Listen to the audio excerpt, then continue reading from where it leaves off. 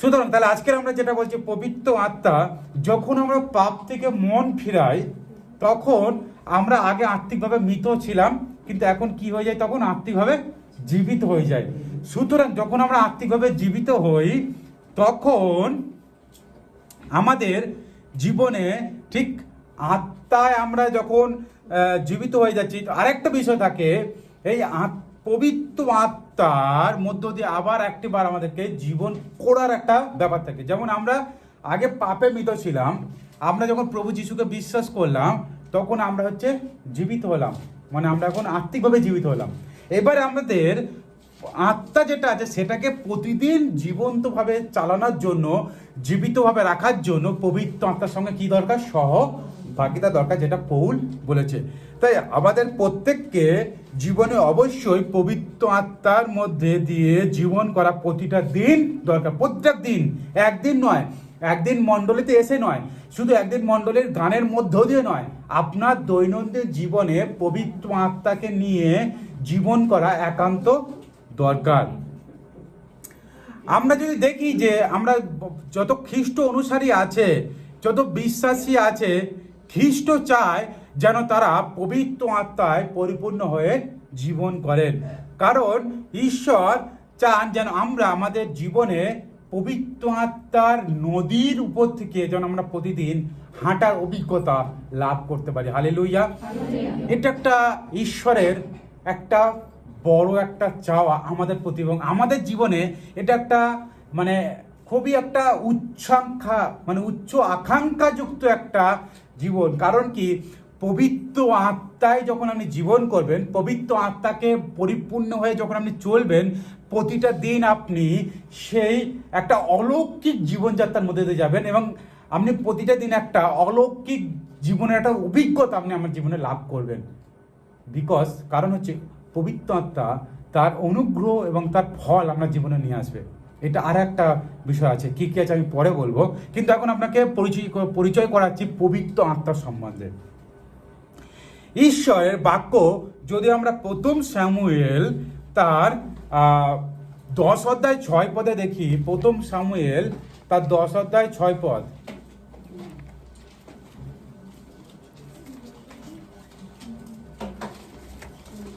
প্রথম শামুয়েল তার 10:6। তখন সদাপ্রভুর আত্মা সবলে তোমার উপরে আসিবেন, তাহাতে তুমিও তাহাদের সহিত ভাবোক্তি প্রচার করিবে এবং অন্য প্রকার মনুষ্য হইয়া উঠিবে। আমেন। তাহলে পুরাতন নিয়মে যদি দেখি, সেখানে লেখা আছে যে ঈশ্বরের আত্মা যখন আমাদের উপরে আসবে, আমরা কি হব, ঈশ্বরের বাক্য কি বলছে, যে আমরা ভাবোক্তি প্রচার করব, এবং বলছে অন্য একটা মানুষ উঠবে। আমি যেটা আগেই বলে গেলাম, ঈশ্বর চায় আপনাকে প্রতিদিন সুপার ন্যাচারাল মানে অলৌকিক জীবনযাত্রার মধ্যে দিয়ে নিয়ে যেতে, পবিত্র আত্মার মধ্য দিয়ে। তাই এখানে সময়ে লেখা আছে, যখন ঈশ্বরের আত্মা আপনার উপর আসবে, ভাবোক্তি মানে ভাববাণী বলা, এটা একটা ঈশ্বরের পবিত্র আত্মার দান। আপনাকে বলে রাখি, পবিত্র আত্মার দান 9টি অনুগ্রহ দান আছে, তার মধ্যে এটা একটা দান, সেই ভাবোক্তি প্রচার করা। আরও অন্য দান আছে, ঠিক আছে। তাই সেই ভাবোক্তি প্রচার করা, এটা হচ্ছে একটা হবে। তার কারণ হচ্ছে ঈশ্বর এখানে বলে দিচ্ছে আপনি অন্য প্রকার মনুষ্য হইয়া উঠিবেন। ঈশ্বর আপনাকে অন্য প্রকার মানুষ করে তুলবেন। তাই আপনাদেরকে অবশ্যই সেই পবিত্র আত্মার দানের বিষয়ে জানতে হবে। শুধু তাই নয়, ইপিসিও যদি দেখি, ইপিসিওতেও আমাদের একই কথা কিছু এই আত্মার ব্যাপারে একটা লেখা আছে। ইপিসিও তার 1 অধ্যায়, ইপিসিও তার 1 অধ্যায়, ইপিসিও তার 1 অধ্যায়,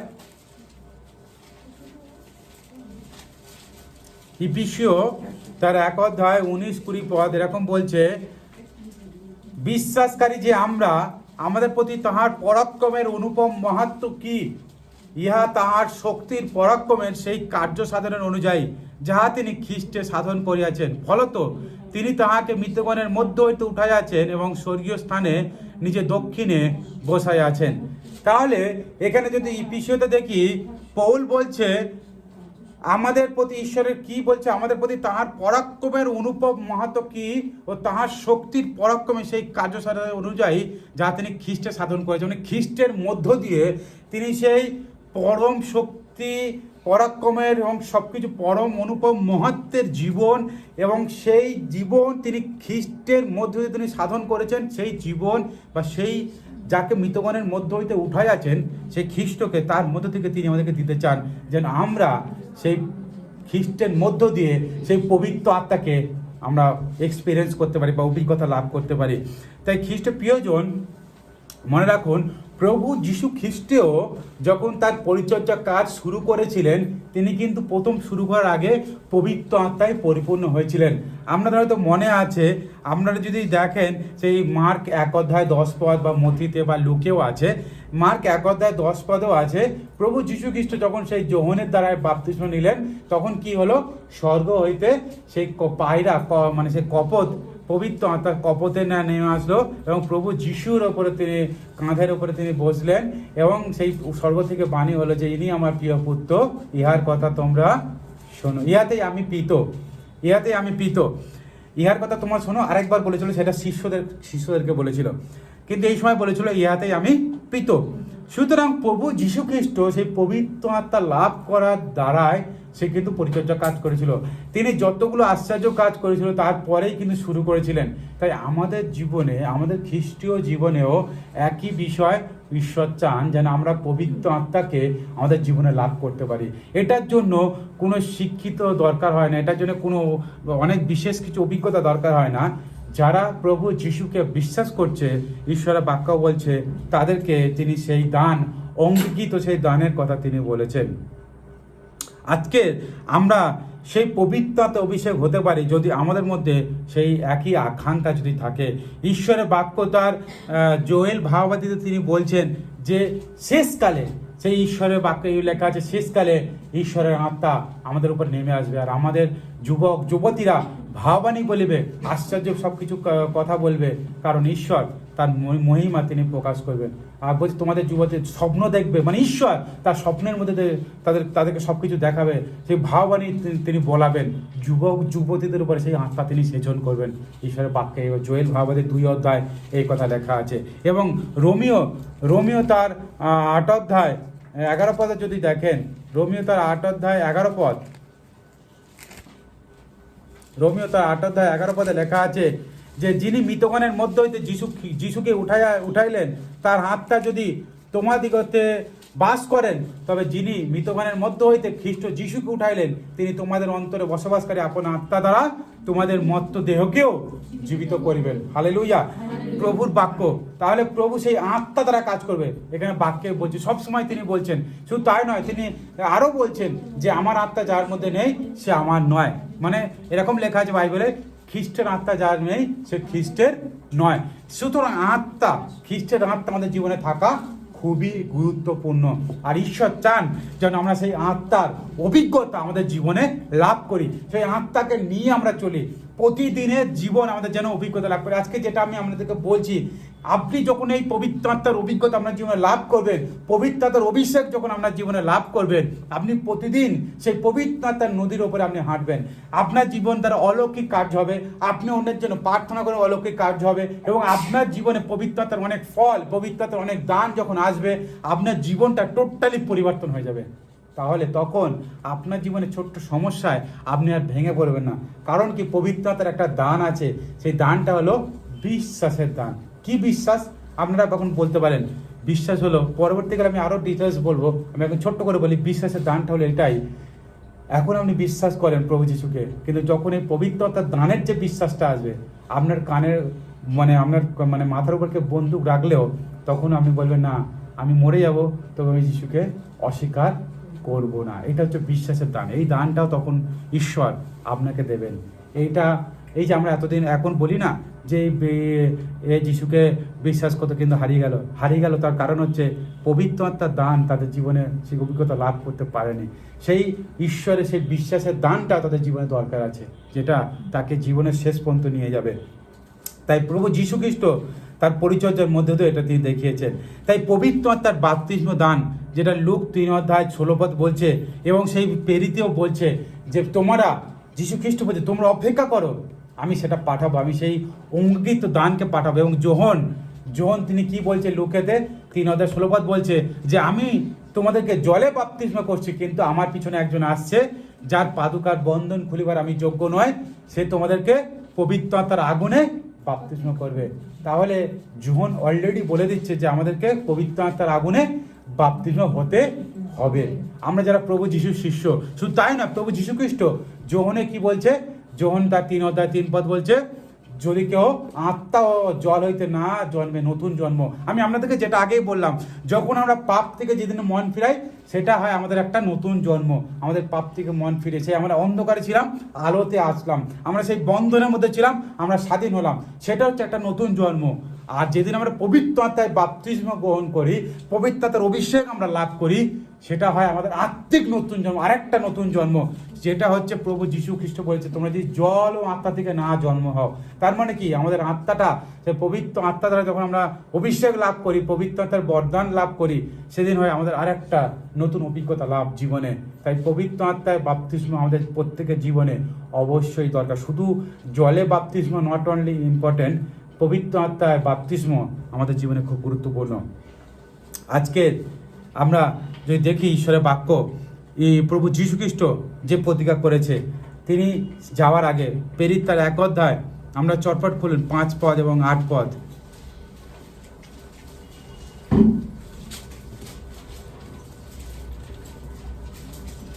প্রেরিত তার 1 অধ্যায় 5 এবং 8 পদ।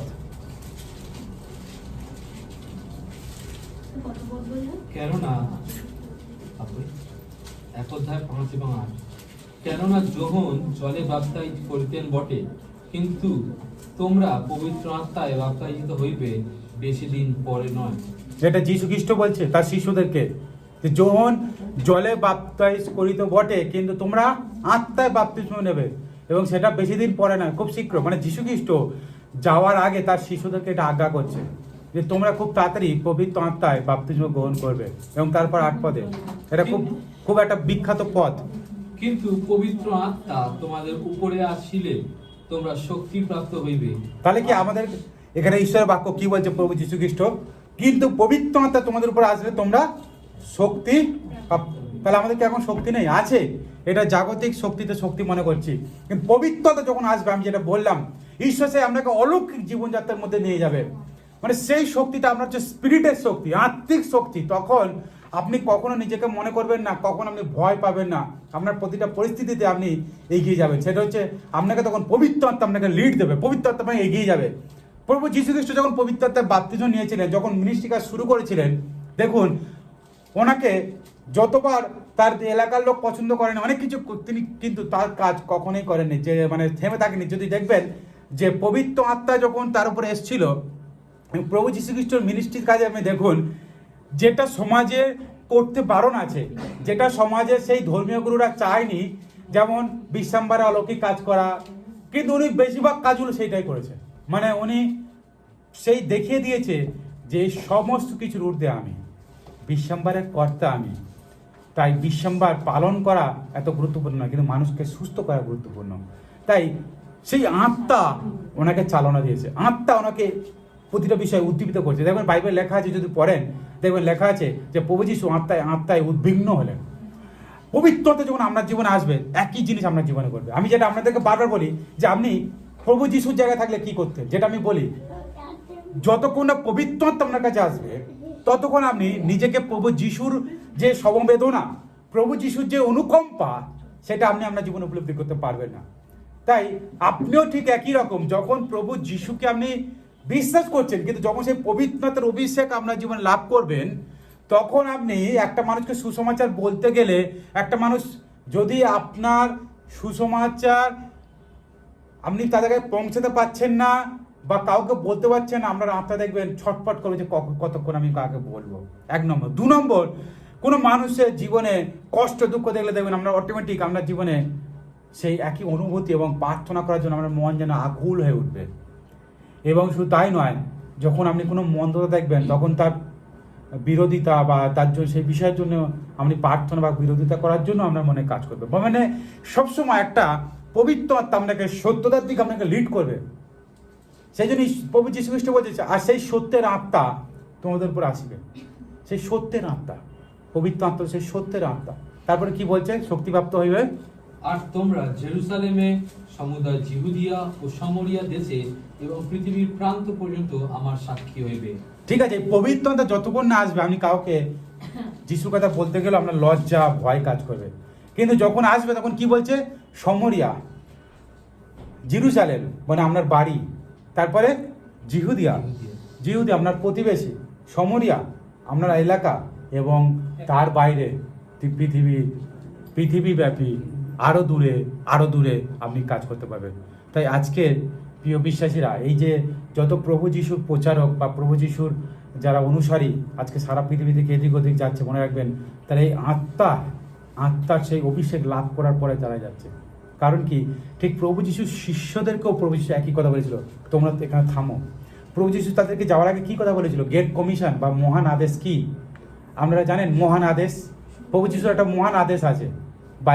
বাইবেলে হচ্ছে মহান আদেশ, ইংলিশে বলে গ্রেট কমিশন। মহান আদেশটা কি? সমস্ত জগতে যাও, সমুদায় জগতে যাও, সুসমাচার প্রচার করো, শিষ্য তৈরি করো, পিতা পুত্র পবিত্রতা নামে তাদেরকে বাপ্তিস্ম করো। এটাকে বলে মহান আদেশ। কিন্তু এই কথা তিনি শিষ্যদেরকে বললেন, কিন্তু তারপরে আবার তিনি কি বলছেন? তোমরা এখন অপেক্ষা করো, তোমরা যাবে কিন্তু এখন অপেক্ষা করো, প্রথমে পবিত্র আত্মার শক্তি তোমরা লাভ করো। কারণ তোমরা শক্তি না লাভ করে তোমরা চট করে কোথাও যেও না। এবং যদি আমরা ঈশ্বরের বাক্য দেখি, সেই শিষ্যরা কি করলো, তারপরে আমরা যে প্রেরিতের কার্যবিবরণী পড়েছেন, দেখবেন শিষ্যরা তখন থেকে গেল এবং তারা প্রার্থনা নিবিষ্ট থাকলো। তারা প্রার্থনা করতে থাকলো যতক্ষণ না সে প্রভু যিশু যেটা বললো। কেন? প্রভু যিশু বলে দিয়েছে, সেই অঙ্কিত মানে যেটা তোমরা পাও না তোমাদের, সেই দান আমি তোমাদেরকে দেব, তোমরা অপেক্ষা করো। তাই তারা সেই একটা ঘরে সবাই মিলে সমবেত হয়ে প্রার্থনা করতে শুরু করলো। এবং তারপরে আমরা যেটা বলি দ্য ডে অফ পেন্টিকস্টাল, আপনার যেটা হচ্ছে ওই আমাদের গুড ফ্রাইডে চলে যায়, পুনরুত্থান চলে যায়। আমরা জানি গুড ফ্রাইডে মানে কি, পুনরুত্থান মানে কি জানি। ঠিক পুনরুত্থানের পর থেকে পঞ্চসপ্তমীর দিনে, মানে 5টা সপ্তাহ পরে এই পবিত্র আত্মা এসেছিল। তাই এটাকে বলে পেন্টিকস্টাল মুভমেন্ট বা পবিত্র আত্মার দিন, পঞ্চসপ্তমীর দিন। সেটা একটা অদ্ভুত একটা ঘটনা সেদিন ঘটেছিল বাইবেলে। এবং আজকেও যারা পেন্টিকস্টাল চার্চ আছে, সেই দিনটা তারা আরও এরকম প্রার্থনা করে, তারা উদযাপন করে। তাই আজকে যদি সেই ঘটনাটা দেখতে চাই, আমরা একটু বাইবেল খুলি, খুব ভালো একটা লাগবে ঘটনাটা। প্রেরিত তার 2 অধ্যায় 1 থেকে 4 পদ, দ্য ডে অফ পেন্টিকস্টাল, পবিত্র আত্মার দিন। দেখুন কি ঘটছে পবিত্র আত্মার দিন। 2 অধ্যায় 1 থেকে 4 পদ।